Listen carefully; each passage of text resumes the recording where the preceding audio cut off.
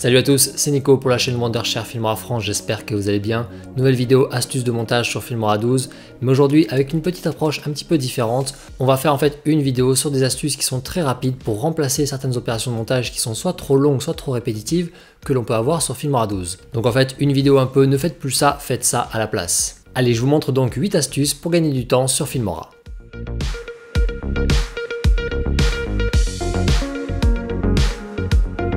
La première astuce, c'est la plus basique vraiment, c'est l'essence même du montage, elle s'attaque à l'outil couper. Et on ne va pas être tendre avec lui. En réalité, cet outil et les ciseaux qui servent à couper, bien qu'on puisse penser que c'est l'outil principal pour du montage, eh bien c'est pas vraiment le cas. Quand tu veux couper une vidéo en deux comme ça, pour ensuite supprimer l'une des deux parties qui ne t'intéresse pas, n'utilise pas les ciseaux pour ça, c'est trop long, trop de clics. Au lieu de placer la tête de lecture au bon endroit, puis ensuite de cliquer sur ta vidéo, puis sur les ciseaux, sélectionner la bonne partie et enfin la supprimer, fais ça à la place. Place toujours ta tête de lecture au bon endroit, et ensuite amène tout simplement ton curseur sur l'extrémité du plan. Et ici tu récupères l'outil Trim qui permet de rallonger ou de raccourcir un plan. Hop, tu saisis le bord du plan et tu l'amènes jusqu'à la tête de lecture. En seulement 2 clics c'est fait, c'est beaucoup plus rapide. Tu éviteras aussi par la même occasion les mauvaises manips des ciseaux qui peuvent couper tout si on fait pas gaffe, comme la musique en dessous par exemple. Deuxième astuce, elle concerne les différents formats vidéo, notamment les galères que ça peut être par exemple pour mettre une vidéo horizontale 16:9 dans une vidéo verticale 9:16. Effectivement, quand on apporte une vidéo horizontale par exemple dans un projet vertical, on se retrouve avec ça, une vidéo qui ne remplit pas toute l'image. Alors on est tenté de cliquer dessus, d'aller dans les réglages échelle ici, et de zoomer jusqu'à ce que ça remplisse bien tout le cadre. Et bien que nenni c'est trop long, à la place tu peux demander au logiciel d'adapter automatiquement la taille de ta vidéo pour ton montage. Au lieu d'aller dans les réglages du plan, tu fais tout simplement un clic droit dessus, et là tu vas recadrer pour correspondre. Clique dessus et hop, le plan est zoomé pour parfaitement remplir toute l'image sans le déformer. Et si jamais le cadrage ne te correspond pas, clique ici sur recadrer et là tu peux avec le visuel ajuster le cadrage. Astuce numéro 3, celle-ci c'est une des nouveautés des dernières mises à jour de Filmora 12, donc assurez-vous bien d'avoir votre logiciel à jour. Elle est très cool pour pas trop chambouler son montage. Dans ce montage, j'ai ce plan là au milieu. Et bien ce plan qui est bien plus long en réalité, je souhaiterais finalement garder un autre passage à l'image, ce qu'il y a avant par exemple. Dans ces cas-là, que fait-on? Eh bien on le monte d'une piste et avec l'outil Trim, on réaffiche un petit peu le début. On ne garde plus que ce qu'on souhaitait et ensuite on recolle au bon endroit et on doit s'assurer que ça fasse bien la durée exacte du trou qui est en dessous. Une petite galère en vrai. Et bien sur les dernières mises à jour de Filmora 12, un nouvel outil est apparu, celui-ci, édition diapo.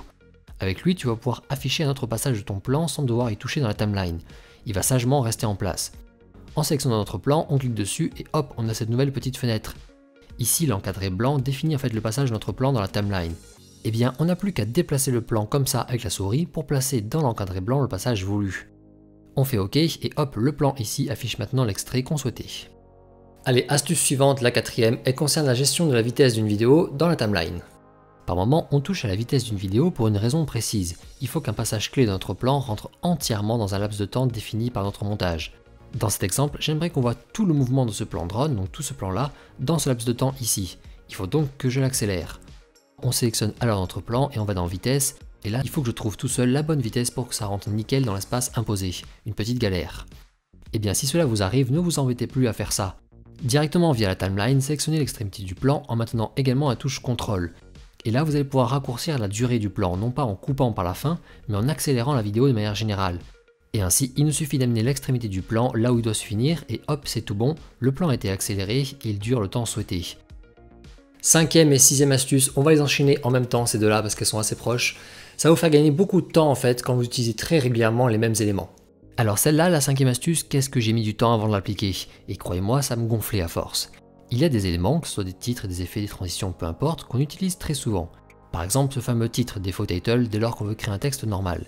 Eh bien il faut le retrouver à chaque fois dans toute cette multitude de titres dispo dans la bibliothèque.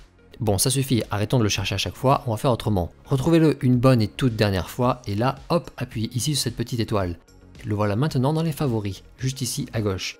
Il vous suffit maintenant d'aller dans vos favoris pour le retrouver à chaque fois, c'est bien plus simple, il n'est pas perdu parmi tous les autres. La sixième astuce, elle est assez proche. Elle concerne toujours les éléments qu'on utilise partout, mais sur la timeline directement. Ici, j'ai mon petit montage, je veux par exemple changer l'étalonnage de mes plans, en mettant, admettons, ce filtre-là. Si c'est un effet général que vous voulez, surtout ne vous embêtez pas à l'appliquer à tous vos plans séparément. Il faut savoir que les effets peuvent être placés directement en piste séparée au-dessus si vous le souhaitez. Placez le filtre ici sur la piste supérieure et étirez-le jusqu'au moment où vous voulez. C'est beaucoup plus rapide et simple à corriger en cas de souci. Hop, tous les plans ici sont étalonnés avec ce filtre. Et si jamais il y a un bloc comme le titre ici par exemple qui ne doit pas avoir le filtre, eh bien soit vous pouvez le remonter au-dessus, ou alors tout simplement vous pouvez couper le filtre à ce moment-là. Astuce numéro 7, de nouveau on est directement sur la timeline, mais là c'est plus pour l'affichage. Ah, combien de fois il m'arrive de cliquer sur ces petits plus et moins ici pour agrandir ou réduire la taille de la timeline, afin que ça corresponde bien à mon montage. Et bien ça, en fait tu peux le faire en un seul clic. Juste ici, à côté du moins, zoomer pour ajuster la timeline. Clique dessus et hop, Filmora adapte automatiquement la timeline afin que ton montage occupe bien toute la longueur de la timeline. Bien plus rapide et efficace quand on veut afficher tout son montage. Et enfin, je vous ai gardé ma préférée pour la fin, 8e et dernière astuce, une petite merveille qui je crois est également issue d'une des dernières mises à jour de Filmora, un truc qui va bien vous simplifier la vie sur des opérations de montage assez récurrentes. Alors celle-ci, elle m'arrive quasi tout le temps, je suis en train de faire du montage et à un moment donné, pour plein de raisons différentes, je veux dupliquer un bloc, par exemple ce titre, je voudrais en avoir un autre ici pour écrire autre chose. Dans ces cas-là, on fait un copier-coller, qui des fois n'atterrit pas sur la bonne piste si on ne l'a pas sélectionné à l'avance. Il faut donc faire une copie plutôt à la fin pour ensuite ramener l'élément, bref, c'est pas très ergonomique tout ça. Et bien ça c'est fini. Au lieu de faire un copier-coller, maintiens la touche Option sur Mac ou Alt de droite sur Windows et déplace l'élément en question. Hop, tu vois que Filmora déplace en réalité une copie de ton élément, il le duplique. Et du coup cette copie, tu peux en une seule opération la placer directement où tu souhaites. C'est carrément mieux, je peux comme ça créer des millions de copies à la vitesse de l'éclair. Ça c'est le genre de petit truc que je trouve génial. Voilà, c'était la dernière astuce de cette vidéo spéciale pour vous simplifier la vie pendant vos montages. J'espère que ça vous a plu. Surtout, si vous n'avez pas encore vu toutes nos vidéos astuces comme ça, n'hésitez pas à aller les voir, je vous les remets directement en description. Bref, pensez bien à vous abonner à la chaîne si vous voulez apprendre à fond le logiciel Filmora. Je vous souhaite à tous de bon montage et on se retrouve rapidement. Ciao!